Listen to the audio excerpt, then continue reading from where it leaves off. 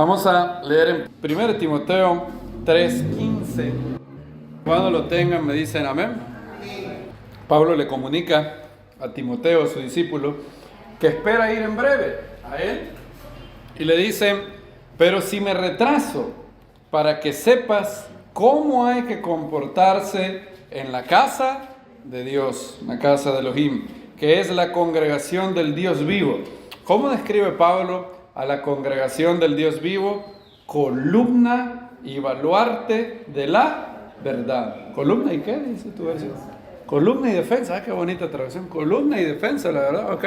Columna y baluarte de la verdad. Nos da a entender lo que es la congregación. La congregación está llamado a ser columna y baluarte de la verdad. Yeshua dijo: conoceréis la verdad y la verdad os hará libres. La verdad liberta, el error esclaviza, el engaño es lo que más esclaviza.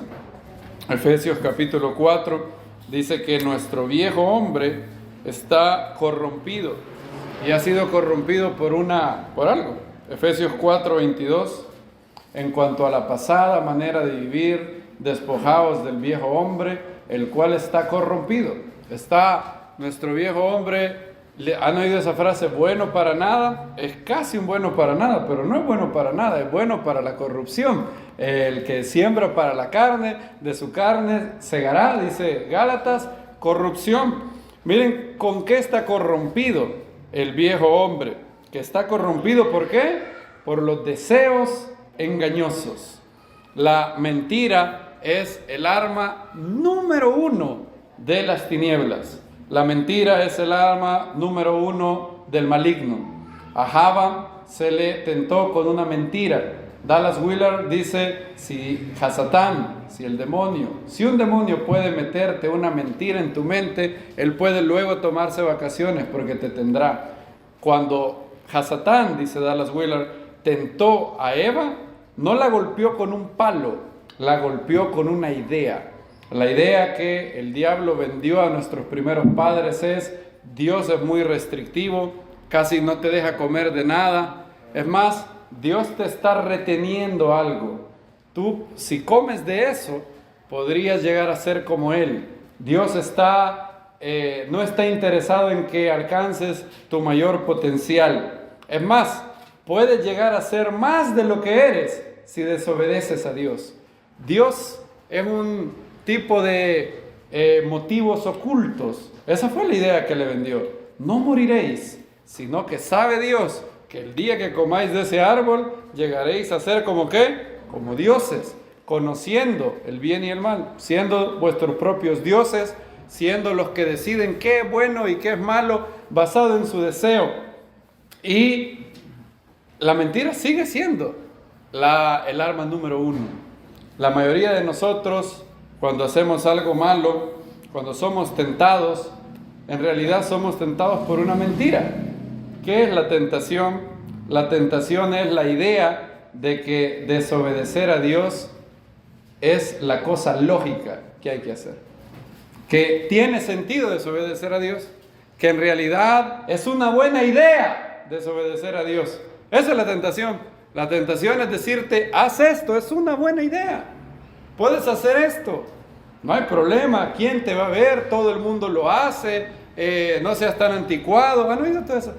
Todo eso nos lleva a la naturaleza de la tentación. Por eso Dios no puede ser tentado. Así dice la Biblia, ¿verdad? Dios no puede ser ¿qué? Tentado. Porque no hay manera que a Él, que lo conoce todo, que es todopoderoso, omnisciente, alguien lo convenza de que es una buena idea hacer algo malo, hacer una injusticia. No hay manera que Él diga: hey, pensándolo bien, sí, pensándolo bien es bueno hacer esta injusticia. No puede pasar eso, porque Él lo conoce todo. ¿Cómo es que nosotros somos tentados? Porque nosotros somos seres limitados.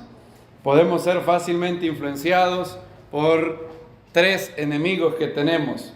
El enemigo externo se llama ¿cómo? El mundo. El enemigo interno se llama la carne, nuestra naturaleza pecaminosa. Y el enemigo del infierno se llama Hasatán o diablo. Nuestra vida espiritual tiene tres enemigos. Y diversas tentaciones vienen de esos tres frentes. Les voy a contar cuando yo estaba a punto de... Dios estaba preparando mi corazón y yo no era creyente. Un primo mío me invitó a una congregación que era un poco rara, porque mi argumento o la mentira con la cual el maligno me tenía ciego era que todos los predicadores o pastores solo querían dinero, que el diezmo era, es decir, el mío era el evangelio según Ricardo Arjona. Hablan de honestidad sabiendo que el diezmo es un fraude. En lugar de tener al evangelista Marcos, Mateo, tenía a Ricardo Arjona. Y yo decía que todo aquel predicador lo único que quiere es ¿qué? Dinero. Y mi argumento era, todo el mundo quiere. Mi primo se dio la curiosidad, quizás Hashem sabía que necesitaba de un lugar así y de una persona así para que yo pudiera llegar a ser creyente. Y me acuerdo que tenía otro argumento. Habían dos argumentos míos. Uno, todos los pastores son ladrones. Y dos, todos los pastores son unos fanáticos religiosos que son muy tontos, de hecho, muy ignorantes. No entienden la vida intelectual. Son muy tontos. Solo son unos gritones que dicen ¡ah! Eso era lo que yo pensaba.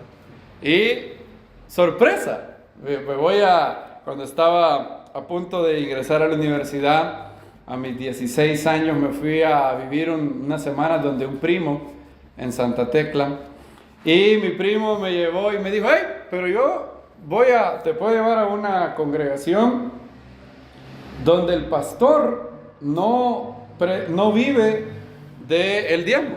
Yo dije, ¿de dónde está eso? Yo quiero ir a ver quién es ese hombre. Yo dije, algo ha de esconder ese tipo. Debe de ser un fraude, pero ha de ser difícil de detectarlo. Yo voy a ir. Y me dijo, sí, además él no grita como vos decís, no grita. Y es muy inteligente, me dijo, muy inteligente. Entonces yo dije, ¿cómo es que en este hombre se han conjuntado tres cosas que yo pensé que eran imposibles? Obviamente yo estaba engañado y yo no sabía mi nivel de engaño era, mi entendimiento estaba, como dice la Biblia, entenebrecido. Y me acuerdo que me llevaron y en poco más de 15 minutos empecé a hablar con este predicador. Era una persona muy amable, y era muy conocedor. Le hice algunas preguntas y pude ver rápidamente que era muy conocedor. Y le hice la pregunta del $1.000.000 para mí. ¿Por qué los evangélicos diezman? Esa fue la pregunta. Yo no tenía ni idea de la Biblia, pero tenía un señor que vivía por aquí que me había convencido de que el diezmo no estaba vigente y que solo los levitas podían diezmar. Él en poco menos de 15 minutos me empezó a explicar todo, y toda la explicación que me dio tenía sentido, todo. Yo dije, wow, yo nunca había considerado esa parte. Y me gustó y empecé a ir. Empecé a ir cuando me iba a quedar donde mi primo me llevaba. Y me acuerdo que entré un día y era en la noche, en un estudio. Y yo no me acuerdo de todas las veces que fui, pero sí me acuerdo de esa vez. No ese predicador, había otro pastor que se llamaba Ernesto. Y él estaba cantando, él cantaba, tocaba la batería. Nunca más lo volví a ver. Como quisiera volver a ver a ese hombre y decirle lo especial que fue para mí en 2 veces. Y esa fue una vez. Y me acuerdo que él cantaba. Yo nunca había oído esa canción, no sabía quién era, no sabía quién la cantaba. Y cómo me impactó ese día. Yo no tengo duda que el Espíritu del Eterno usó esa canción. Y estaban cantando un cántico que decía, me has dado libertad, salí de mi prisión, tu gran poder en mí rompió las cadenas de mi gran opresión. Me has dado salvación, cautivo ya no soy, no vivo más condenación, he sido libre por tu gran amor. Y el coro decía, libertad tú me has dado, libertad de mis cadenas, libertad, no soy esclavo, soy tan libre, puedo casi volar. Y cada una de esas estrofas me impactó. Me impactó, son bíblicas de hecho las estrofas. Y me recuerdo que lo que me impactó eso, y me impactó también el que la cantaba. en ese hombre había un gozo que yo no tenía. En ese hombre había un brillo en su cara distinto. Yo nunca había conocido a una persona así. Y cuando la cantaba, y me acuerdo que cantaba: libertad, no soy esclavo, soy tan libre, puedo casi volar. Y tenía una sonrisa y tenía un gozo especial. Y yo le creía que de verdad eso era verdad en su vida. Tenía autoridad, tenía peso espiritual. Y me acuerdo que el Espíritu Santo empezaba a trabajar en mi vida. Y en mi corazón yo decía algo: yo no puedo decir lo que ese hombre está diciendo. Yo no soy libre así como él. Él decía: cautivo ya no soy, no vivo más condenación, he sido libre por tu gran amor. Y yo decía: eso no corresponde a mi vida. Yo tenía 16 años y estaba sujeto a todas las pasiones juveniles de las que habla la Biblia. Y me acuerdo que me golpeó tanto esa canción, me gustó tanto. Después, cuando terminó el estudio, pregunté cómo se llamaba la canción. Y la libertad que vino a mi vida ese día, todavía no me convertí ese día, pero eran cuerdas de amor que el Eterno estaba utilizando para traerme más y más y más y más. Meses después yo le daría mi vida al Eterno y experimentaría eso.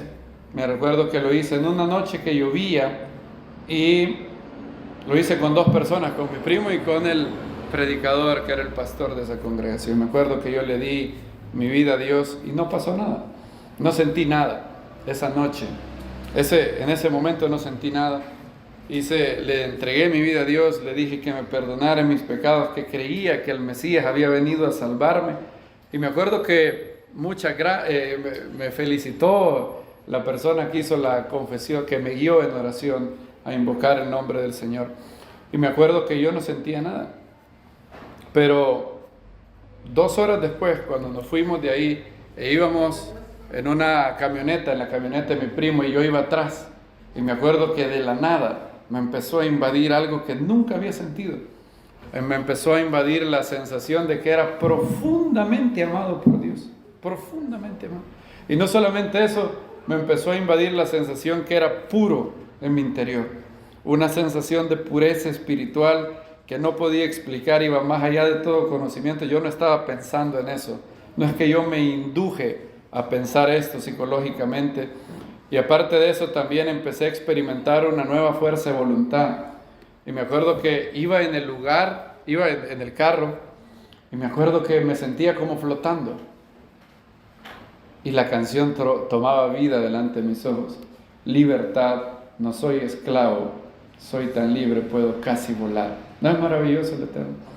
Y esa canción jugó un rol, el Eterno la ocupó. Y la verdad da libertad. Por eso es muy importante amar a Dios con todo nuestro corazón, con toda nuestra alma, con toda nuestra mente, con todas nuestras fuerzas. Yeshua dijo esto a Pilato en Juan capítulo 18, Juan 18:37. Le dijo entonces Pilato: ¿así que tú eres rey? Yeshua le respondió: tú dices que soy rey. Yo para esto he nacido, para esto he venido al mundo, para dar testimonio de la verdad. Todo el que es de la verdad, oye mi voz.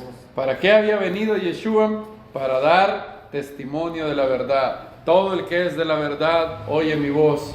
Dijo el maestro: el que habla de sí mismo, su propia gloria busca. Yo busco la gloria del que me envió. El que quiere hacer, Juan 7:17, si alguno quiere hacer la voluntad de Dios, conocerá la doctrina, la enseñanza, si es de Dios o si yo hablo de mí mismo. La verdad. Yeshua también dijo a unos judíos en Juan 8: conoceréis la verdad y la verdad os hará libres. ¿Se acuerdan lo que le dijeron? Es una de esas cosas que es si no fuera tan trágica, fuera graciosa. Descendencia de Abraham somos y jamás hemos sido esclavos de nadie. ¿En serio? ¿Se acuerdan de Egipto? ¿Cuántos años fueron esclavos los descendientes de Abraham? 400 años. Luego los babilonios, los persas, los griegos. Es más, cuando ellos estaban hablando estas palabras, ¿Quién era el imperio que los tenía sometidos? Roma. Pero aquí tenemos a personas que son esclavas, pero niegan que son esclavos. Nadie puede ser libre si no da el primer paso, aceptar que es esclavo de alguien. Yeshua dijo, de cierto os digo, todo el que practica el pecado, esclavo es del pecado. Todo el que practique el pecado, esclavo es del pecado. Y la verdad es la que nos hace libres, y la verdad nos sigue haciendo libres toda nuestra vida. El proceso de redención de Hashem no termina en el nuevo nacimiento. Libertad y salvación en la Biblia son casi sinónimos. Casi. De hecho, la palabra en hebreo Yeshua puede significar salvación, puede significar sanidad y puede significar libertad. ¿Cómo se traduce la palabra Moshiim, por ejemplo? Salvadores o libertadores. Y también se puede traducir como ¿qué? Salvadores. ¿De qué nos va libertando más el Eterno? Del pecado, de los efectos del pecado. Son muchos los efectos del pecado, muchos. El primer efecto del cual somos libres es la condenación del pecado. Como dice esa canción, no vivo más que condenación. He sido libre, ¿por qué? Por tu gran amor. La condenación del pecado, fuimos libres. Ahora pues, ninguna condenación hay para los que están en Yeshua el Mesías. Baruch Hashem. Pero hay más efectos del pecado. Está el poder del pecado en mi vida aún.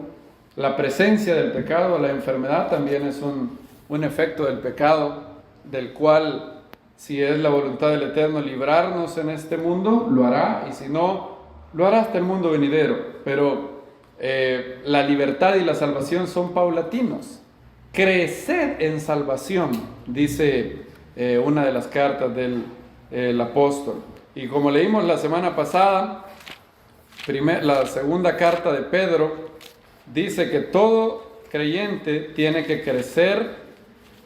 ¿Cómo lo describe Pedro? Segunda de Pedro 3:18.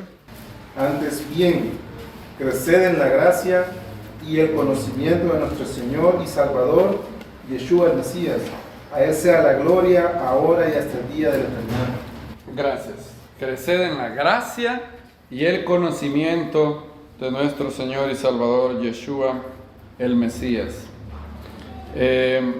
Vimos cómo la Biblia nos habla de cómo tenemos que seguir creciendo, de cómo el Eterno tiene que seguir liberándonos.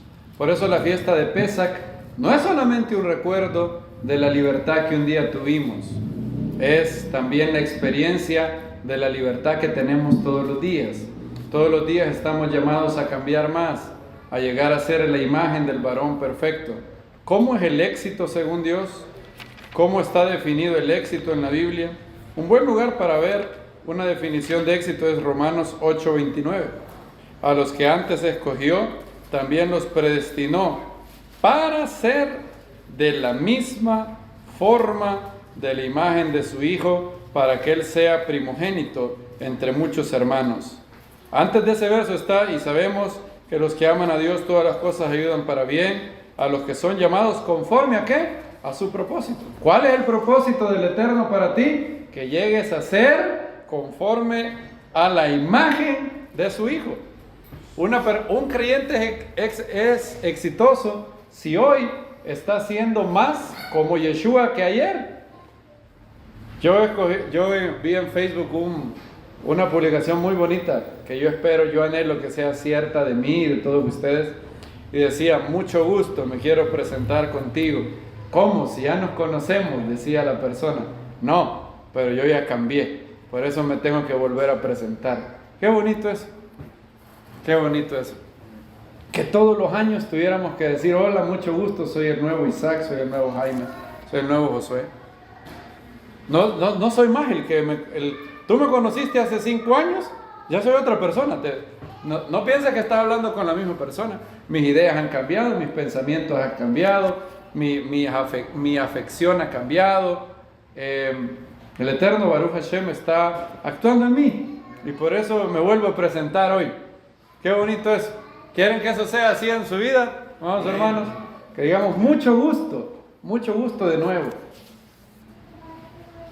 Un teólogo dijo, hay ocasiones en la vida muy bonitas donde somos transformados, que es como si naciéramos de nuevo, dice él.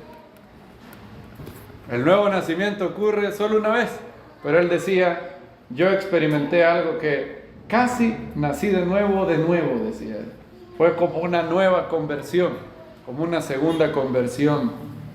Y la vida espiritual es renovar las diferentes facetas de nuestra vida, nuestro espíritu, alma, cuerpo, todo tiene que ser renovado.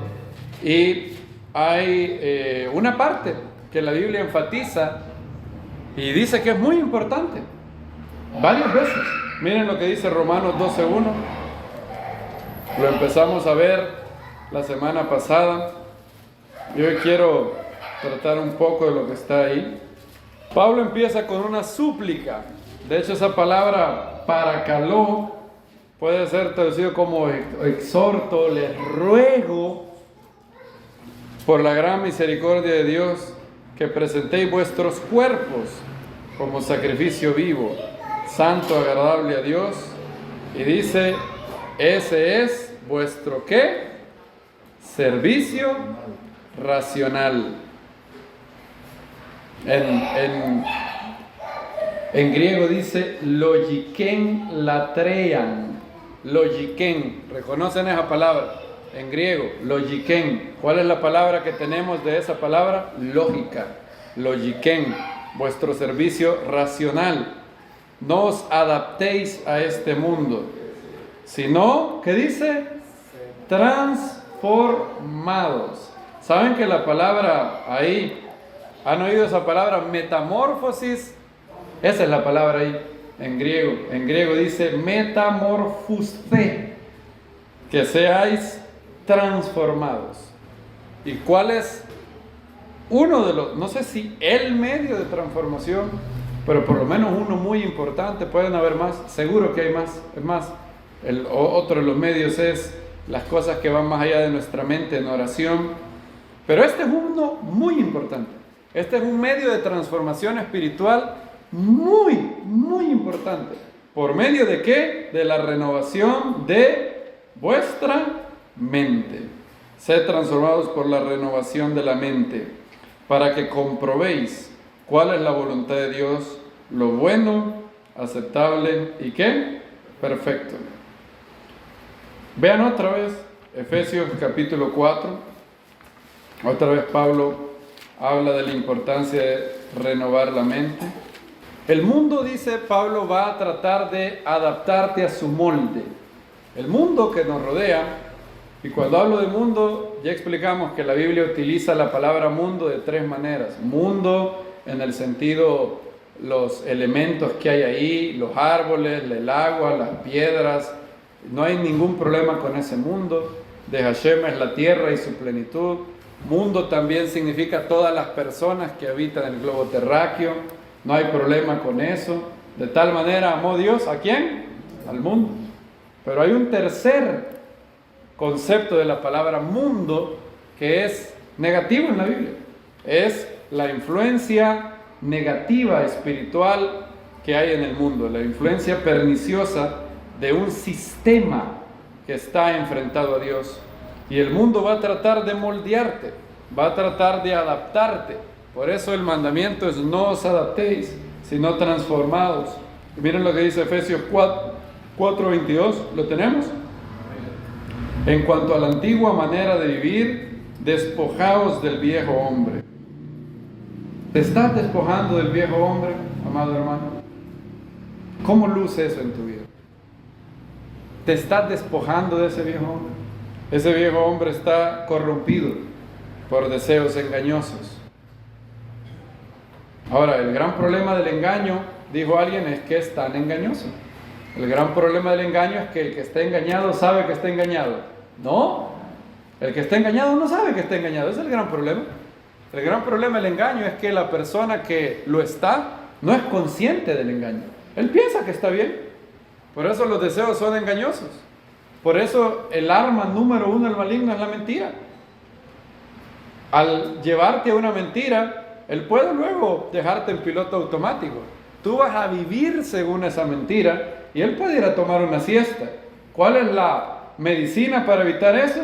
Verso 23 que dice: renovaos en el espíritu de vuestra mente, vestidos ya del nuevo hombre que fue creado según Dios en la justicia y santidad ¿de qué? De la verdad.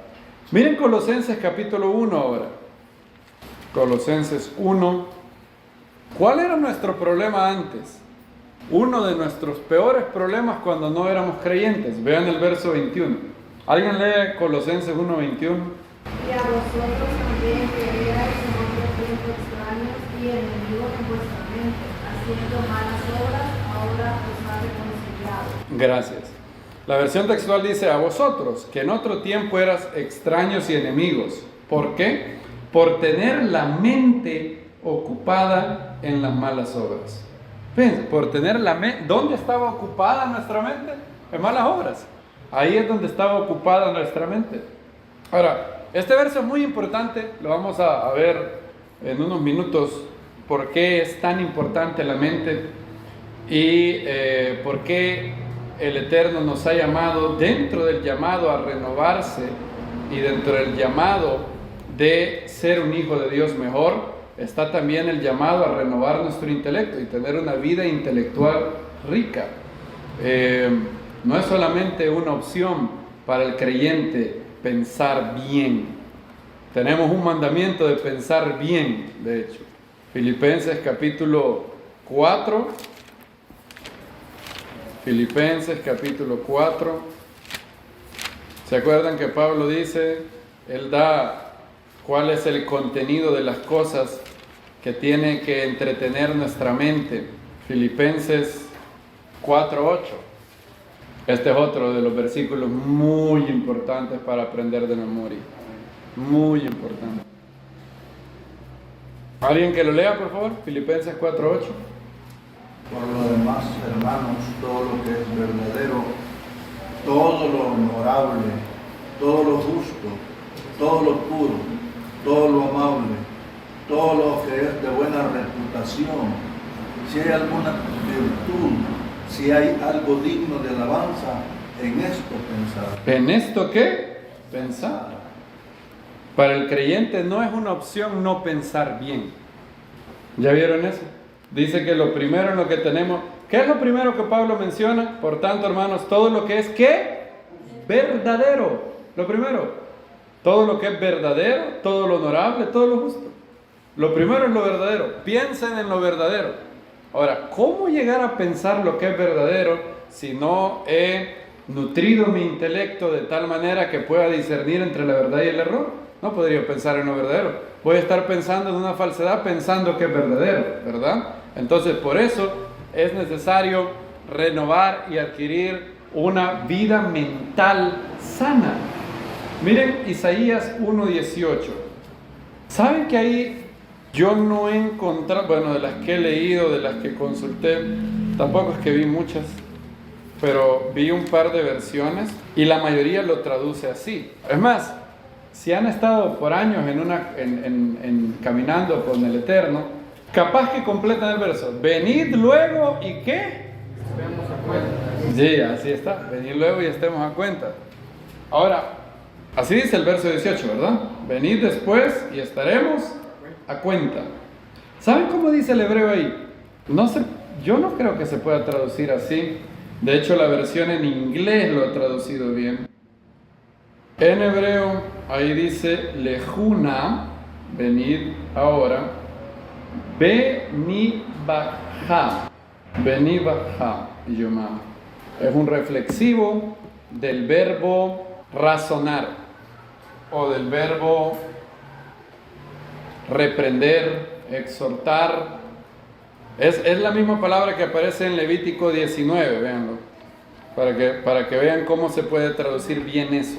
Levítico 19, la Reina Valera lo ha traducido bien, digamos. Levítico 19:17, alguien que lo lea, por favor. La Reina Valera dice, razonarás, ¿verdad?, con tu prójimo. Bien, si mal no recuerdo en hebreo dice Ojeak Tojiak. También se puede traducir como reprenderás. Esa palabra, esa raíz se puede traducir exhortar, reprender, corregir o razonar. Esas son las 4 traducciones. ¿Sí? Ah, muy bien. Esa está muy buena. Vengan y discutamos eso. Muy bien. Sí, porque en hebreo dice Lejuna Benibaja. Es un reflexivo. Ahora, no podemos traducir ahí reprender, porque el Eterno estuviera diciendo vengan y reprendámonos. Pero ¿qué le voy a reprender yo al Eterno? No puedo reprenderlo, ni puedo exhortar a Dios. Entonces la única traducción lógica es la que se ha traducido en la versión en inglés.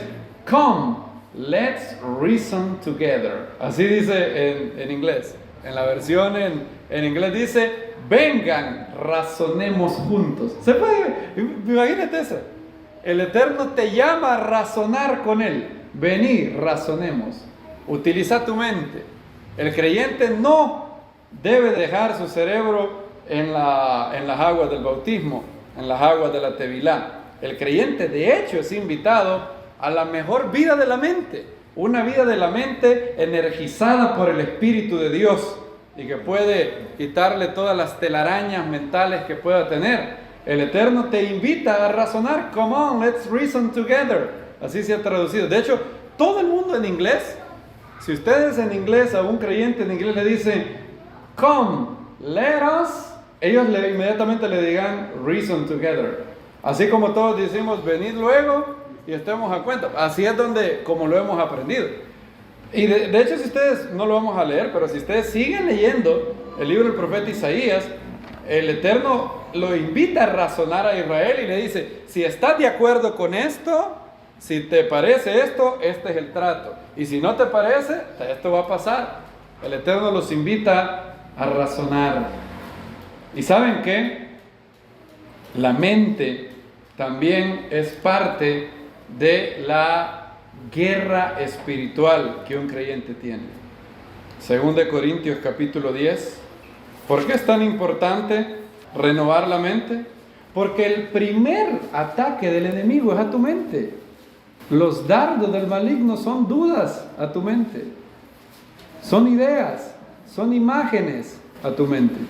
Entonces la primera arma que el Eterno tiene que tener con cada uno de nosotros es que pensemos de manera correcta, que pensemos con la mente de ¿quién? Del Mesías. Vosotros tenéis la mente del Mesías. Pensar bien.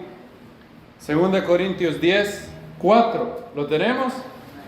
Porque las armas de nuestra milicia no son carnales, sino poderosas en Dios para la destrucción de las fortalezas. ¿Qué es fortaleza? Sigan leyendo. Destruyendo razonamientos y toda altivez que se levanta contra el conocimiento de Dios, llevando cautivo todo pensamiento a la obediencia del Mesías. ¿Cómo llevas cautivo todo pensamiento? No puedes agarrar a patadas un pensamiento, ¿verdad? Ay, qué pensamiento, lo voy a... La única manera de llevar cautivo un pensamiento es que renueves tu mente de manera que cuando una voz de las tinieblas venga, tú rápidamente estés equipado para destruir el razonamiento, la fortaleza y llevarlo cautivo. Y eso es un proceso que entre más llega la vida del intelecto renovado por Dios, eso se vuelve más fácil, porque el maligno va a decirte toda suerte de mentiras. Les voy a dar una lista de algunas mentiras diabólicas. Díganme si han oído esto o lo han pensado, entre comillas. Yo dudo que hayan sido ustedes el origen de ese pensamiento, pero así lo entendieron. Según ustedes era un pensamiento suyo, y probablemente sí. Los demonios son seres espirituales, pueden inyectar ideas en el espíritu, en el alma. Vean las siguientes ideas que pueden llegar a ser mella en un hijo de Dios. Siempre estás solo y siempre estarás solo. 2. No mereces ser perdonado después de lo que has hecho. 3. Ellos no merecen que tú los perdones después de lo que te hicieron. 4. Te verás débil si los perdonas de nuevo. Eres gorda, fea y nadie te quiere. No eres realmente un creyente. Ellos son hijos de Dios, tú no. Tus oraciones no llegan más allá del techo. ¿Han albergado ese pensamiento alguna vez? Yo sí. ¿Hemos batallado con esas dudas? Muchas veces sí, quizás. Leer tu Biblia es una pérdida de tiempo. Has cometido el pecado imperdonable del que te habla la Biblia y no tienes más perdón. No tiene ni caso ir a Dios. Has cometido el pecado imperdonable. Estarías mejor muerto. Así que, ¿por qué no matarse? Hazle un favor a tu familia y a ti mismo matándote. Eso es un poco más extremo. Pero les diré algo, toda persona que se suicida llega a tener esa idea antes de hacerlo. Toda persona. Las cosas están mal y nunca van a cambiar. Nadie te respeta en realidad. Todos los creyentes son falsos, son hipócritas. Lo menos que puedes hacer es alejarte de ellos. Si Dios realmente te ama, ¿por qué no te ayuda? En la película La Pasión de Cristo, si la vieron, cuando están azotando al maestro, el maestro tiene una visión, no de Dios. Eso no está en la Biblia, pero me parece muy bien eso. Me gustó eso que hizo Mel Gibson ahí. No está en la Biblia eso, pero una buena... Seguro esa idea fue parte de las tentaciones del maligno. Cuando a él lo están azotando con una brutalidad horrible, él tiene una visión donde ve a una, no diría persona, es casi un andrógino, no se entiende si es mujer o hombre, y ¿se recuerdan cómo era? Le voy a buscar la imagen. Y él ve esto, ¿verdad? Él está siendo azotado y de repente tiene esta visión. ¿Se acuerdan los que vieron la película? ¿Qué significa eso? ¿Qué es lo que Mel Gibson quiso plantear ahí? A Yeshua, según Mel Gibson, está viniendo el siguiente pensamiento del infierno. ¿Ves cómo yo cuido a mi hijo? Él es mi hijo y yo lo cuido. Lo tengo cargado. No permitiría que nadie le haga daño. No permitiría que nadie lo azota. ¿Qué tal tu papá? ¿Te cuida tu papá? ¿Por qué está dejando que te azoten? ¿Ustedes creen que Yeshua no batalló con esas dudas? Con ese pensamiento. No quiero hablar de dudas. Pensamiento. ¿Cuál fue la primera tentación de Yeshua? Si eres hijo de Dios, di que estas piedras se conviertan en pan. Hijo de Dios, si eres hijo de Dios, ¿cómo te deja pasar hambre Dios? ¿No debería de guardarte, de cuidarte? ¿No debería de estar pendiente de ti? Si eres hijo de Dios, hazlo. Muchas veces Él trató de hacerle dudar de la bondad de Dios. Y muchas veces ideas llegarán a nuestro corazón. La Biblia dice que son dardos del enemigo. ¿Ustedes creen que esos dardos son físicos? Literalmente, ¿a Satán le va a mandar una flecha? No. ¿Cuál es el dardo espiritual? El dardo espiritual se deletrea D-U-D-A, duda. Y luchamos con dudas. Yo pasé 9 meses, fue en el año 2015, fueron quizás los peores 9 meses de toda mi vida. Fue un periodo de batalla espiritual muy intenso, donde yo literalmente sentía que estaba siendo bombardeado por dudas. Y me recuerdo que la duda surgía algo como, ¿cómo estás seguro o cómo puedes estar seguro de tal cosa? Y yo sé que era espiritual, porque la cantidad de dudas que venía eran sobrenaturalmente, no eran normales. Venía una tras otra. Y yo oraba, leía la Biblia y no parecía pasar. Pero el Eterno me liberó de ahí. Salí después de 9 meses de haber batallado todas las dudas imaginables, ¿cómo estoy seguro que la Biblia es la palabra de Dios? ¿Cómo estoy seguro que los milagros sí existen? ¿Cómo estoy seguro de que mi fe es cierta? Todas esas dudas pasaron a mi mente. Nunca dudé de la existencia de Dios. Eso era demasiado obvio para dudarlo. Pero fuera de eso, dudé de muchas cosas. Muchas cosas. Y quizás no las dudé en el sentido de son falsas. No. La duda lucía así. Yo creo esto. Yo lo creo con todo mi corazón. Pero ¿cómo sé que es cierto? ¿De qué manera puedo saber que es cierto? Y pasé 9 meses horribles. Y al final de los 9 meses, el Eterno de repente me liberaba de esas dudas. Y fue paulatinamente. Fui venciendo una duda tras otra. De repente estaba pensando, andaba un pensamiento y trataba de refutar ese pensamiento, pero chocaba contra una pared y no podía pasar de ahí. Y de repente el Eterno iluminaba mi mente con una manera de hacer lo que dice el 2 Corintios, destruyendo razonamientos, llevando cautivo todo pensamiento a la obediencia del Mesías. Y de repente me liberaba de esa duda. Y luego venían 3 más.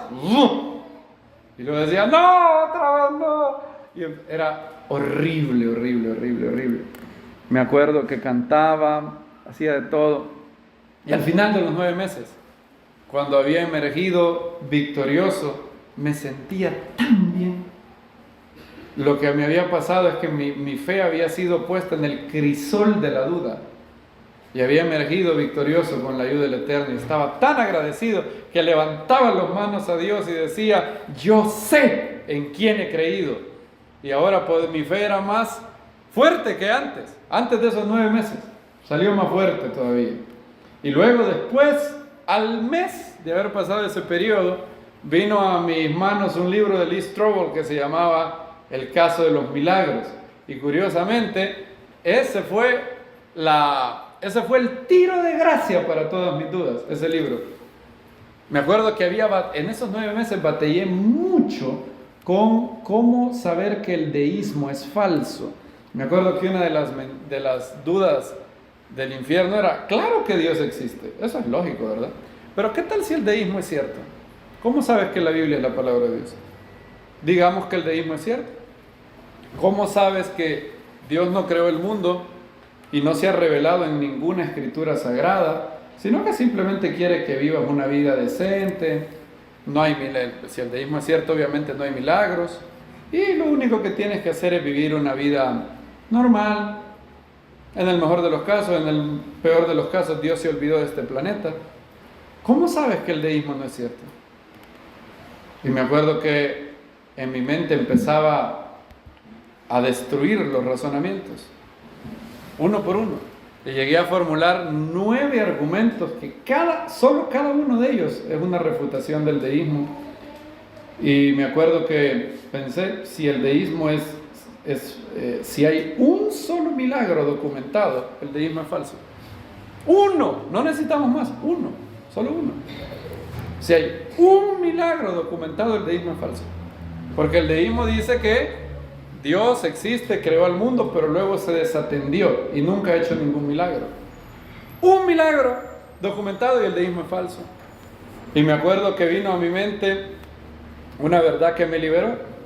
Si el deísmo es cierto, la mentira más grande que un hombre ha creado ha hecho más bien a la humanidad que la verdad de Dios. Y eso es absurdo. Piensen, si el deísmo dice que Dios creó el mundo y nunca ha hecho ni un solo milagro. Ahora, si no hay milagros, la resurrección es un fraude. Yeshua no resucitó entre los muertos, ¿verdad? Porque no hay milagros. Ahora, ¿qué ha hecho el deísmo? El deísmo ha logrado transformar las vidas de las personas. El deísmo solo floreció en el siglo XVIII, entre unos cuantos intelectuales, y no ha hecho nada por el mundo. Ahora, si el deísmo es la verdad de Dios, si Dios tenía razones abrumadoramente suficientes para no intervenir nunca en la creación, nunca hacer ningún milagro, nunca revelarse, si Él nos dio, como decían los deístas como Voltaire y Thomas Paine, la razón, y la razón es suficiente para conocerlo, Si eso es cierto, la peor mentira de la humanidad es la resurrección. Los apóstoles son un fraude y nos hicieron creer una mentira. Ahora, vino a mí este pensamiento cuando estaba batallando con las dudas. Si lo que esa duda dice es cierto, entonces la mentira más grande de la humanidad ha hecho más transformación para los hombres que la verdad de Dios. Y eso es absurdo. El deísmo no puede ser cierto. Y eso fue una de las cosas.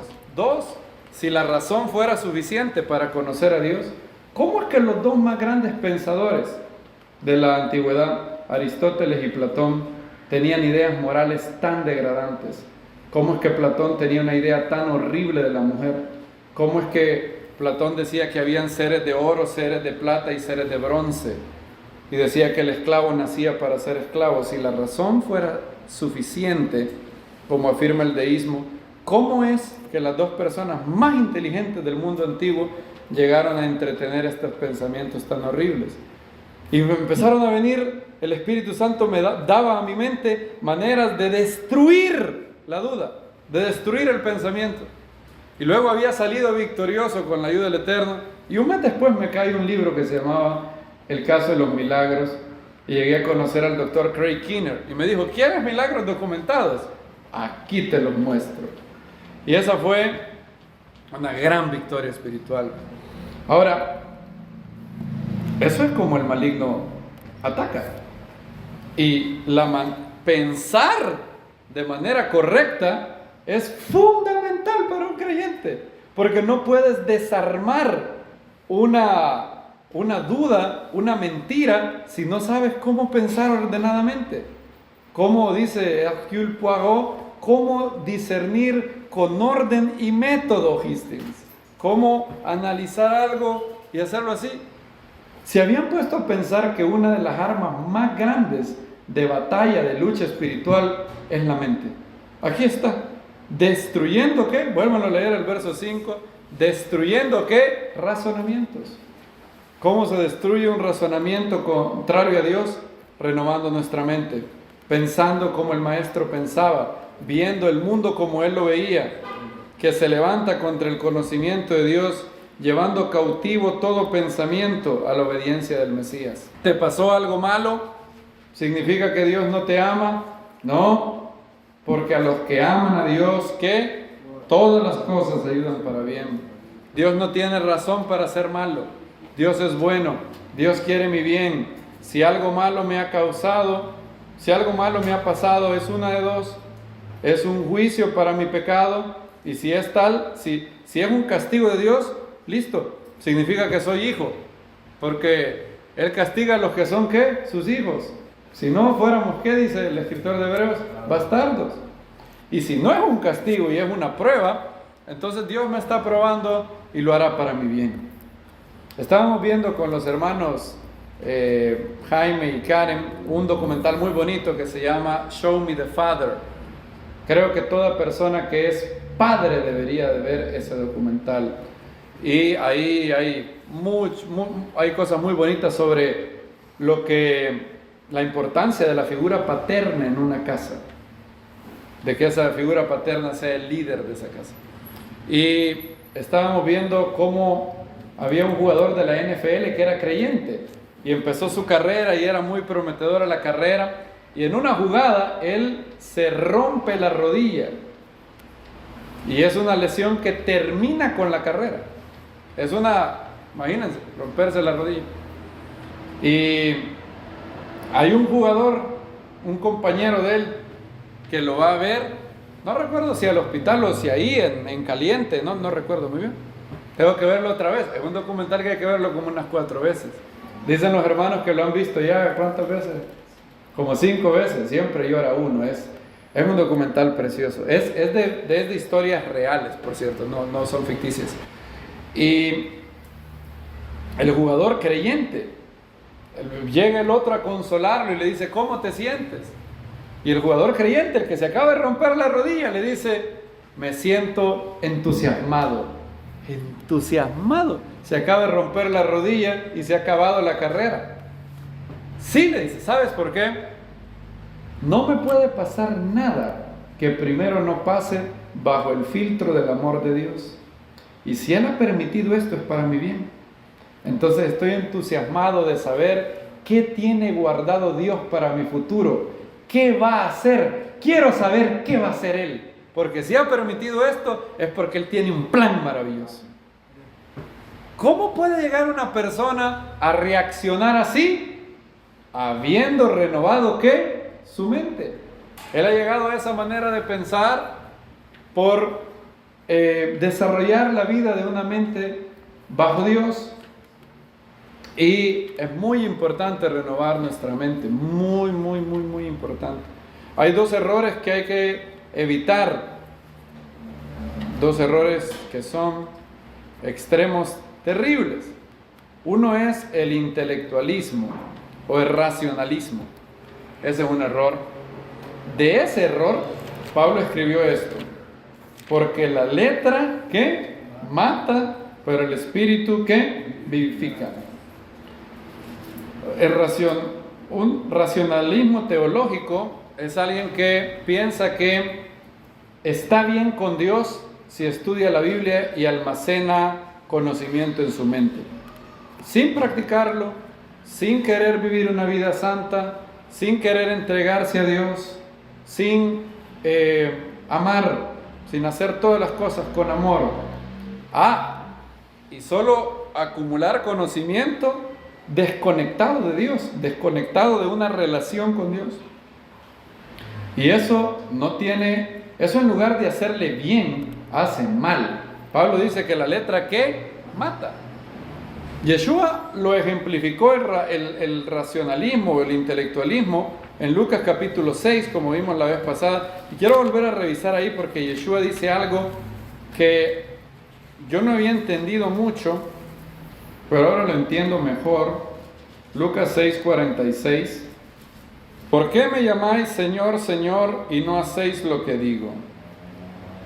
¿Se acuerdan que Yeshua dijo también: no todo el que me diga que Señor, Señor, entrará en el reino de los cielos, sino el que haga la voluntad de mi Padre? Muchos me dirán en aquel día, pero yo les diré: no os conozco, apartaos de mí, ¿qué? Hacedores de maldad.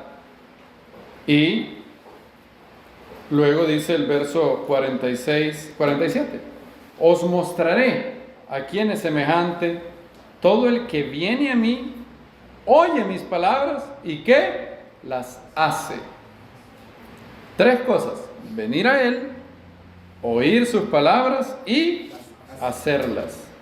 ¿A quién es semejante esta persona?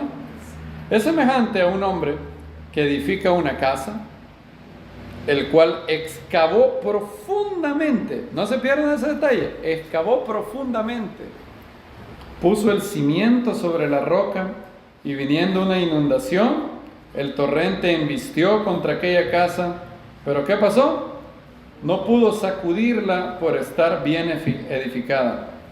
La casa dice que antes de ponerla, ¿qué hizo esta persona para los simientes? Excavó. Es una fe profunda. Ha llegado a engranarse en el alma. ¿Cómo llega una verdad o cómo llegan las palabras de Yeshua a engranarse en el alma? Bueno, ya veremos eso. Ahora, ¿alguien puede leer lo que dice el verso 49? Lucas 6:49. Pero yo hoy no hizo, es semejante a un hombre que edificó una casa sobre la tierra sin cimiento, contra el cual rompió el torrente y al instante cayó, y fue grande la ruina de aquella casa. Fue grande la ruina de aquella casa. La persona que escucha, que estudia la Biblia con el ánimo de obedecer, entre más obedece la verdad de la Biblia, más llega a engranarse en su alma. Llega a ser una fe como profunda, excava profundamente, porque saber la verdad sin practicarla, en lugar de hacer bien, hace mal. Ahora, claro, lo peor que puede pasar es que ni siquiera sepamos la verdad. Eso sería la ignorancia total, la ignorancia que hay en los corazones, dice Pablo. Ahora miren lo que pasa. La persona excava y la casa tiene cimientos. ¿Qué le da esa fortaleza a la persona que oye las palabras y las hace? La práctica. Al llevar al no ser solo racionalista, sino llevarlo a la práctica, eso hace que la verdad, la creencia, el conocimiento se haga uno en mi vida, se baje, llegue a ser bien profundo. ¿Qué pasa con alguien que solo oye sus palabras, que solo estudia la Biblia por saber, que solo estudia la Biblia desconectado de una relación con Dios?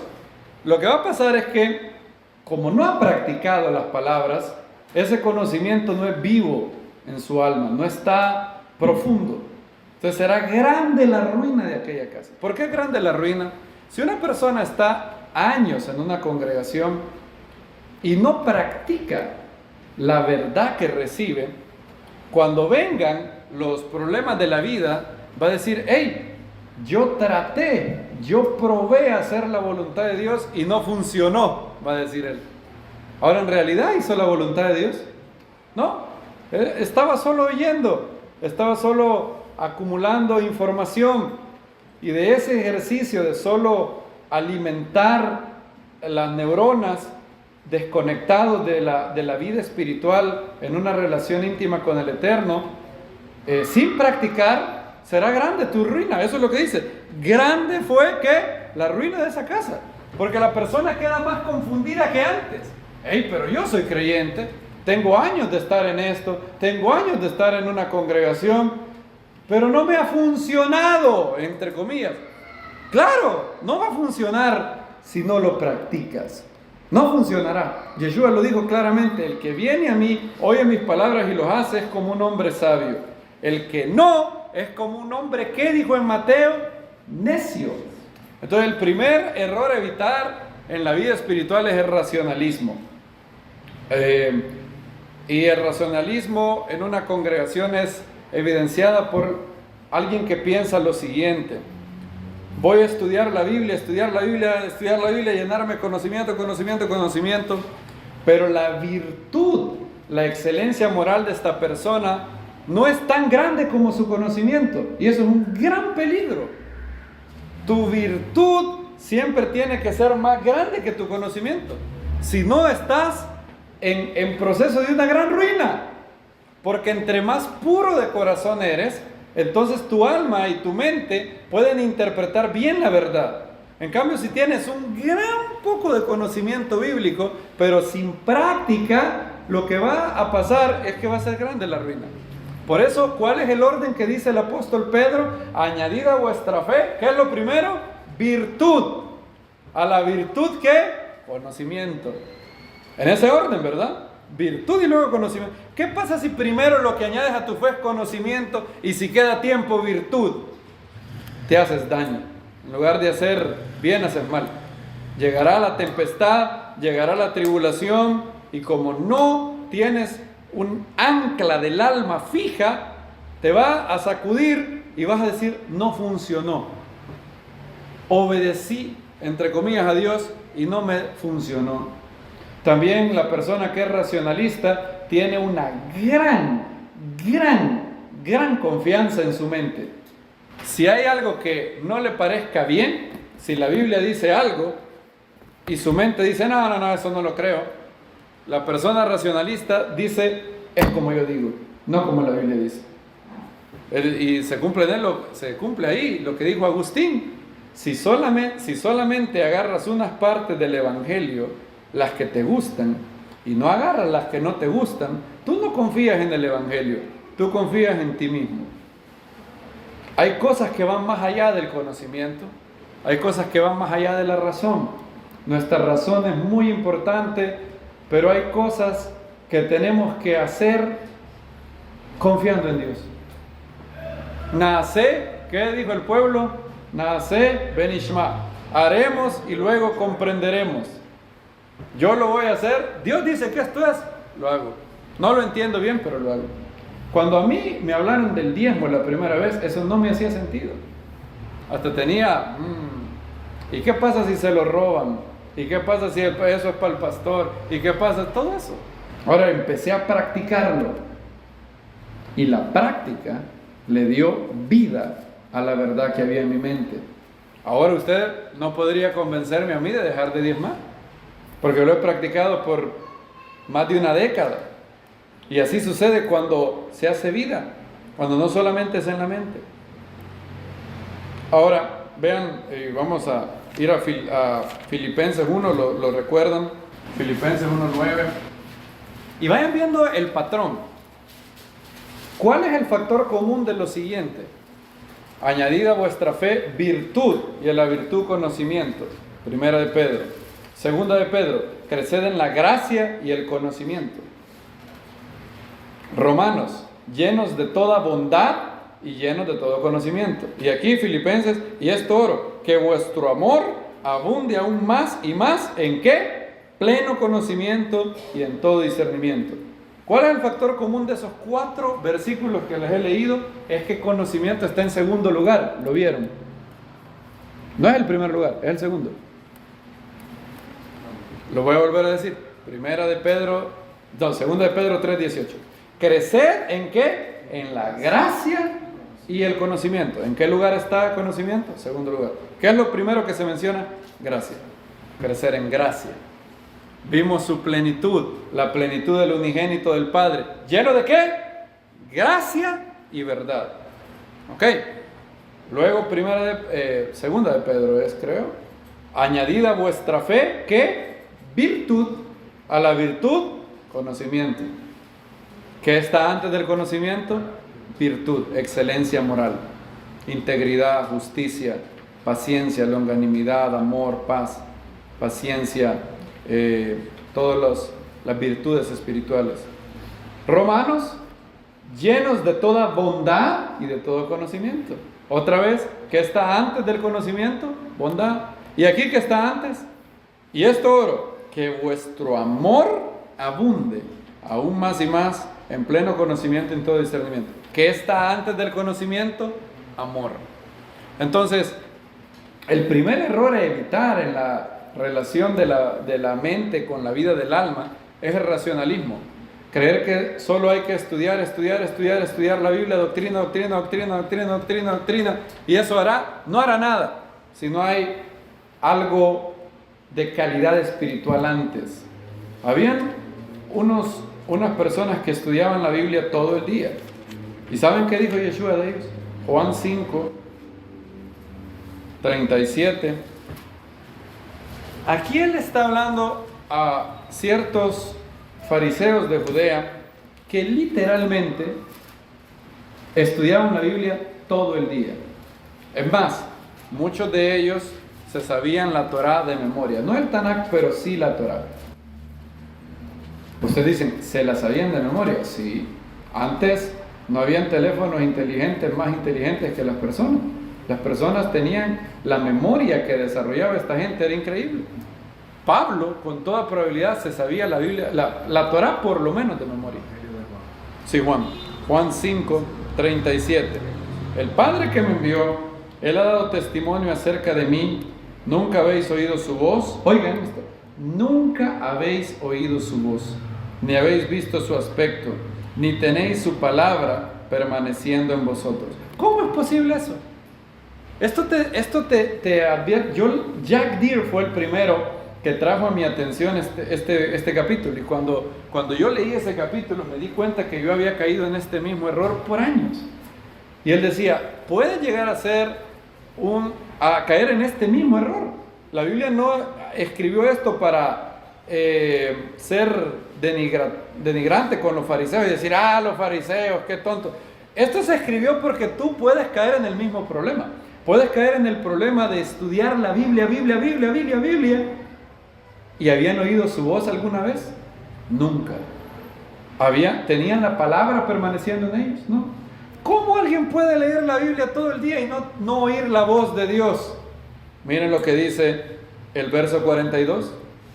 No tenían una precalificación para que la Biblia se haga vida en ellos. ¿Qué dice el verso 42? ¿Alguien que lo lea, por favor? Pero os conozco que no tenéis el amor de Dios en vosotros mismos. Ahora verso 44. ¿Cómo podéis creer vosotros que recibís gloria unos de los otros y Ahí no buscáis la gloria que solo de Dios viene? ¿Cuál es el problema? Ellos habían añadido conocimiento, pero no virtud, ¿verdad? ¿Qué virtud les hacía falta en el verso 42? Amor. Verso 44, ¿qué otro vicio de carácter tenían? El vicio de buscar su gloria. ¿No buscaban la gloria de quién? ¿Sí? Muchas personas llegan a convencerse que lo que les va a dar gloria es saber mucho en la Biblia. Y ese es el peligro del racionalismo. El peligro de creer que solamente es acumular información, no vivirlo, no practicarlo, tener una confianza exagerada en tu razón, no aceptar la verdad de Dios cuando no entra en las pulgadas de neuronas que nos han sido dadas. Y eso llega a traer muerte espiritual. La letra que dijo Pablo mata, pero el espíritu vivifica. Y el extremo a evitar es ese, racionalismo. Y lastimosamente yo caí en eso muchos años. Y el Eterno tuvo misericordia de mí y me sacó de eso, o me está sacando de eso. Pero si puedes seguir orando por mí, siempre ora por mí, para que Él nunca permita que los fantasmas del racionalismo vuelvan. Ahora, el otro error, yo no sé si es peor, igual, pero es el anti-intelectualismo. Ese está al otro extremo. Esa es la creencia de muchos creyentes, que lo que Dios quiere es que seamos personas de buen corazón, pero la vida de la mente no es importante para Dios. Dios quiere que seamos buenas personas, que nos amemos, que haya bondad, que le deseemos bien al prójimo, pero no que haya una vida intelectual rica, que no seamos personas que tengan un intelecto articulado y preocupados por adquirir más conocimiento de Dios y desarrollar nuestro intelecto. El intelecto no sirve, dicen algunos. Una vez yo le dije a un creyente que era muy importante para un creyente saber de lógica y saber cómo reconocer las falacias informales, las falacias formales, cómo se debe razonar de manera ordenada. Pareciera que le hubiera dicho: te invito a jugar la ouija. Casi reaccionó así: lógica, no, la lógica no aplica a Dios, me dijo. Ahora, sorprendentemente él usó la lógica para decirme eso, ¿verdad? A él no se le ocurrió eso. ¿Qué usó para decirme eso? ¿Qué? Si yo digo la lógica no aplica a Dios, ¿qué acabo de usar para llegar a discernir eso? La lógica. Además, no es cierto que la lógica no sirva para conocer ciertas cosas de Dios. Claro, hay cosas que van más allá de nuestra razón. La Biblia lo dice. Pero Dios mismo dice a través del profeta Isaías: venid y ¿qué? Razonemos. Y la Biblia sí dice que el conocimiento no es lo primero, pero no dice que no es importante. Añadida la virtud, ¿qué? Conocimiento. Creced en la gracia y el conocimiento de Yeshua el Mesías. Llenos, si no se acuerdan del versículo, Romanos capítulo 15, 14, llenos de bondad y llenos de todo conocimiento. Dios espera que seas una persona que utilice su mente. Cuarto, ya lo leímos en Filipenses 1, ¿verdad? Oro para que el amor abunde más y más. ¿Y qué? En pleno conocimiento y todo discernimiento. Discernimiento sin amor es malo. Amor sin discernimiento también es peligroso. Por eso Yeshua habló que el Padre busca adoradores que lo adoren ¿en qué? En espíritu, pero no solo en espíritu. En espíritu y en verdad. La congregación es, ¿qué dice Pablo? Columna y baluarte de la verdad. ¿Dónde mora la verdad en el alma? Principalmente en la mente. ¿Cómo tú entiendes que algo es verdad? ¿Qué tienes que usar? ¿Qué facultad del alma tienes que usar? Tu mente. Por eso es muy importante la mente. Es más, hemos visto, la mente es parte de la guerra espiritual. Nuestras armas no son carnales, sino poderosas en Dios para la destrucción de ¿qué? Fortalezas, destruyendo todo razonamiento y toda altivez que se levante contra el ¿qué? Conocimiento de Dios, llevando cautivo todo ¿qué? Pensamiento. ¿Cómo llevas cautivo todo pensamiento? Gritándole. ¡Ah! ¿Crees que llevas cautivo un pensamiento gritándole? ¿Lo puedes agarrar a patadas a un pensamiento? No. La única manera de destruir un razonamiento contra Dios es utilizando el intelecto energizado por el Espíritu de Dios para destruir esas fortalezas. Y la Biblia manda que usemos nuestro cerebro. Todo lo verdadero, todo lo... En esto, ¿qué dijo Pablo? Pensad, venid y razonemos. Yeshua dijo, amarás al Señor tu Dios con todo ¿qué? Tu corazón, con toda tu alma, con toda tu mente y con todas tus fuerzas. Es más, ¿se acuerdan? Miren lo que dice el Evangelio de Lucas. Lucas 2:47. Lucas 2:47. Y cuantos lo oían, se quedaban como asombrados de su inteligencia y de sus respuestas. ¿De qué se asombraba la gente del maestro?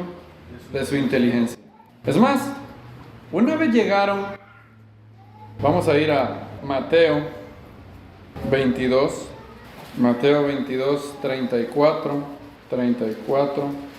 Cuando lo tengan me dicen amén. ¿Alguien que lo lea, por favor? Del 34 al 37. Entonces los fariseos, oyendo que había hecho callar a los saduceos, se juntaron a una, y uno de ellos, intérprete de la ley, preguntó por tentarle diciendo, Maestro, ¿cuál es el gran mandamiento en la ley?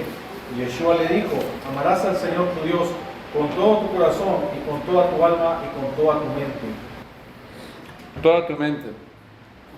Yeshua amaba a Dios con toda su mente. Con toda su mente. Es más, ¿quieren ver la mente de Yeshua en acción? Está ahí en Mateo 22. Llegaron los saduceos y le dijeron, Maestro, tenemos una duda. Nosotros sabemos que hay resurrección de entre los muertos, le dijeron los saduceos. Yo me imagino que esta debe de haber sido una de esas preguntas que ellos tiraban a esos tontos fariseos que creen en la resurrección de los muertos. Y ahora Yeshua viene, este rabino joven, ahorita lo vamos a, como decía Pedro Picapiedra, lo vamos a cotorrear.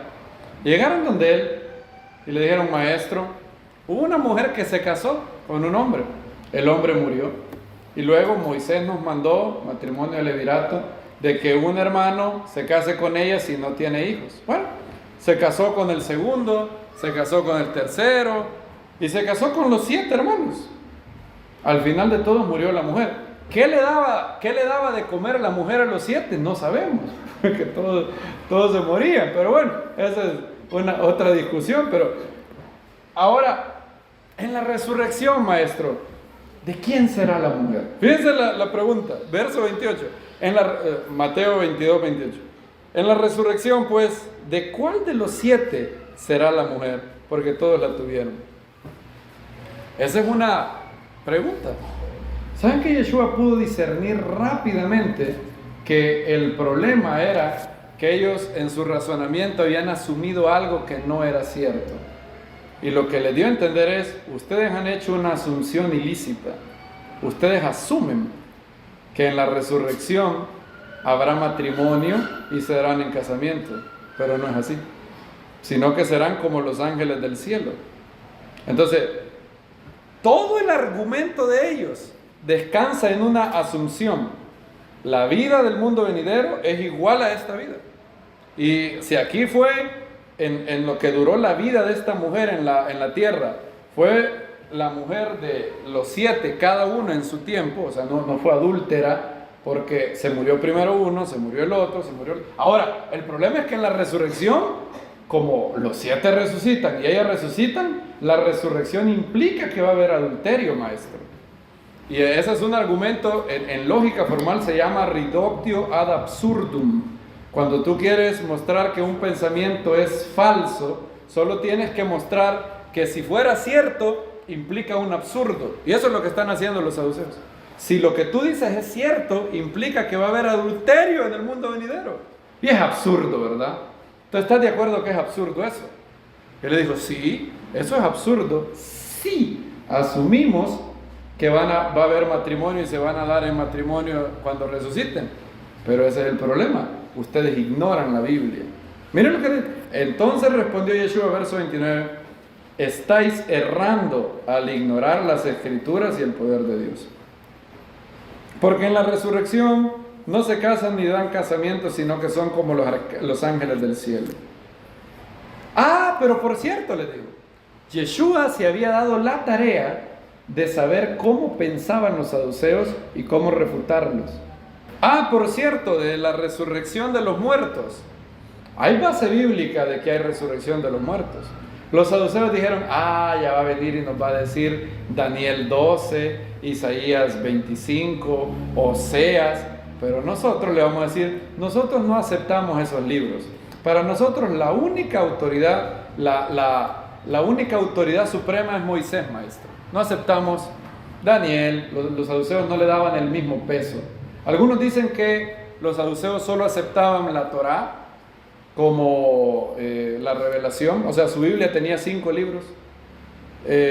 Los fariseos aceptaban todo el Tanakh, los 39 libros. Otros dicen que no, que los saduceos sí aceptaban los otros libros, pero para establecer doctrina únicamente la ley de Moisés. Los otros eran como comentarios no del mismo peso, era la Torá. Entonces Yeshua pudo haber citado Daniel, pudo haber citado Isaías, que son claros en la resurrección de los muertos, pero él se había dado la tarea de decir cómo es que hay que refutar a los saduceos. ¿Y adivinen qué libro citó? ¿No habéis oído lo que dice Moisés? Cuando dice, yo soy el Dios de Abraham, el Dios de Isaac y el Dios de Jacob. Dios no es Dios de muertos, sino de vivos. Cuando Hashem le dijo eso a Moisés, Abraham, Isaac y Jacob ya habían muerto, ¿verdad? Dios hubiera dicho, yo era el Dios de Abraham, de Isaac y de Jacob, pero dijo, yo soy. Por lo tanto, se sigue lógicamente que Abraham, Isaac y Jacob siguen existiendo. Por lo tanto, vosotros mucho erráis. Y miren lo que dice el verso 33, las multitudes, oyéndolo, se maravillaban de su doctrina. Otra vez los herodianos y los fariseos llegaron, maestro, ¿es lícito dar tributo a César o no? Eso en lógica se llama silogismo disyuntivo. Hay un dilema, o es A o es B. Y según Aristóteles, la única manera de salir de un silogismo disyuntivo bien es ver primero si todas las opciones han sido presentadas, si no hay una tercera opción. Si en realidad solo hay 2 opciones. Y Yeshua dijo, momento, ¿y quién dice que solo hay 2 opciones? Ustedes pueden ser leales al César y leales a Dios. ¿Den a qué? Den al César lo que es del César y ¿qué? A Dios lo que es de Dios. ¿Y saben cómo selló que él amaba a Dios con toda su mente? Vean lo que dice él. Y habiendo reunido los fariseos, Yeshua les preguntó, verso 41, ¿qué pensáis del Mesías? ¿De quién es hijo? Le dicen de David, de verdad. ¿Cómo es que David en el Espíritu lo llama Señor? Si David lo llama Señor, ¿cómo es su hijo? Lo que él está haciendo es hacerlos pensar, y él utiliza, Aristóteles le llamó modus tollens, es un silogismo condicional, y la lógica de Yeshua es irrefutable. Lo que él está diciendo es, si el Mesías fuera un hijo de David común y corriente, David no lo llamara Señor, pero David le llama Señor. Por lo tanto, el Mesías no es un hombre común y corriente. El Mesías tiene que ser revestido de una gloria superior. No es un revolucionario que simplemente va a ganar batallas. Piensen, el Mesías es algo más que su idea del Mesías libertador. ¿Alguien pudo refutar? No hay manera de refutar literalmente, en lógica formal se llama modus tollens. La forma es, si P es cierto, Q es cierto. Q no es cierto, por lo tanto, P no es cierto. Eso es lo que él hizo. Si el hijo de David, si el Mesías, es un hombre común y corriente, eso es la preposición P, digamos, entonces David no lo llamaría Señor, pero David lo llamó Señor. Por lo tanto, el Mesías no es un hombre común y corriente. Miren lo que dice el verso 46. ¿Qué pasó con él? Nadie le podía responder palabra, ni desde aquel día se atrevió ninguno a preguntarle más. ¿Creen que Yeshua amaba a Dios con toda su mente? Y eso es, en algún grado, lo que el Eterno quiere que todo creyente haga. Anselmo lo dijo bien: nuestra fe es una fe que busca entendimiento. Queremos entender más de Dios. ¿Quieren entender más de Dios? Y por eso tenemos que crecer en la gracia y el conocimiento de Dios. Pablo, y vamos a terminar con eso, Pablo, en el ocaso de su vida, ¿saben qué fue lo que le encargó a su discípulo Timoteo? La última carta que Pablo escribió a Timoteo. Él le pide un favor. Está preso. En poquitos días Nerón lo va a decapitar. Y Pablo le pide algo. Según de Timoteo 4:13. Le pide varias cosas. Le pide un suéter porque hay mucho frío. Le dice: hey, yo dejé un suéter, le dice, una capa en la casa de Carpo, así se llamaba. Cuando vengas, ¿tienen 2 Timoteo 4:13? Cuando vengas, trae la capa que dejé con Carpo en Troas, junto con los rollos, especialmente los pergaminos. ¿Cuáles son los rollos que Pablo pide? Libros. Especialmente, ¿cuáles? Los pergaminos. ¿Cuáles eran los pergaminos? La Biblia. Noten lo que Pablo pide. Pablo pide que le lleven libros, pero dentro de los libros, especialmente, ¿qué es lo que quiere que le lleven? Los pergaminos. Recuerden, la Biblia no estaba así como la tienen ustedes. Cada libro era un pergamino distinto, era muy costoso. Y Pablo está a punto de morir. Pablo es el gran Pablo que Yeshua se le reveló, pero él quiere seguir instruyéndose más. Él quiere seguir desarrollando la vida de su intelecto. Él quiere añadir gracia y conocimiento. Él quiere seguir buscando a Dios. Quiere leer la Biblia por sobre todas las cosas. ¿Vieron? Dice, especialmente los pergaminos. Como dijo Spurgeon, visita los otros libros, pero vive en la Biblia. Pero noten que Pablo no solamente leía la Biblia. Él era una persona cultivada. Él leía libros que no estaban en la Biblia para poder entender mejor el mundo y para poder presentar el mensaje de manera más eficaz. En el Areópago, cuando estaba predicando a los griegos, él citó 2 poemas griegos de un autor que se llama Erastus y el otro se llama Epiménides. Y Pablo leía eso. Pablo quería seguirse instruyendo. ¿Cuántos libros has leído en los últimos 4 meses? La vida de un creyente en Yeshua es leer. Tienes que leer la Biblia y más libros también, según tu capacidad. No todos tienen el llamado a ser ministro o predicador, pero todo según la capacidad de cada uno. Todos tenemos que buscar crecer en la gracia y el conocimiento de Dios, en la gracia y conocimiento de nuestro Señor Yeshua el Mesías, dice Pedro. A Él sea la gloria desde ahora y al día de la eternidad. Amén.